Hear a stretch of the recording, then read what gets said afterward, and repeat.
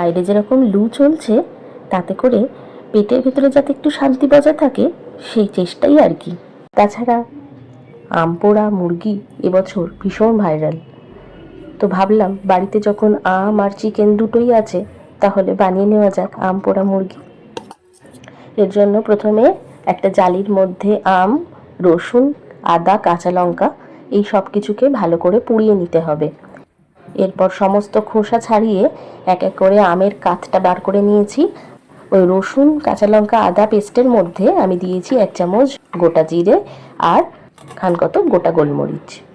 এখন এই সব কিছুকে ভালো করে মাংসের মধ্যে মেখে ম্যারিনেট করতে হবে। এর সঙ্গে দেব বেশ কিছু মশলা, 1 চামচ করে হলুদ গুঁড়ো, লঙ্কা গুঁড়ো, জিরে গুঁড়ো, ধনে গুঁড়ো, সর্ষের তেল আর অবশ্যই কিছুটা কাসুন্দি। মাংসটা ঘন্টাখানেক ম্যারিনেট করে রেখে দিয়েছি।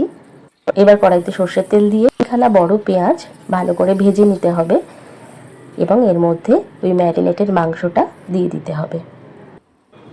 মাংস কিছুক্ষণ কষিয়ে নেওয়ার পর এর মধ্যে দেব পরিমাণ মতো নুন আর সামান্য চিনি। তারপর কিছুক্ষণ চাপা দিয়ে মাংসটাকে হতে দিয়েছি। এর মাঝে আমি একটা বাটির মধ্যে বেশ কিছুটা গোটা গরম মশলা দিয়ে গরম জলে ফুটিয়ে নিয়েছি এবং সেই জলটা মাংসের মধ্যে ছেঁকে দিয়ে দিয়েছি।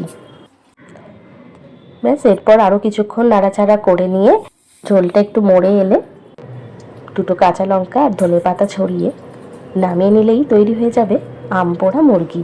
আর এটা গরম ভাতের সাথে খেতে ভীষণ ভালো লাগে এই গরমের দিনে। তোমরাও যারা এখনো পর্যন্ত বানিয়ে উঠতে পারোনি, আশা করি আমার রেসিপি থেকে উপকৃত হবে। চটপট বানিয়ে ফেলো আর আমাকে জানাতে ভুলো না কিন্তু। টাটা।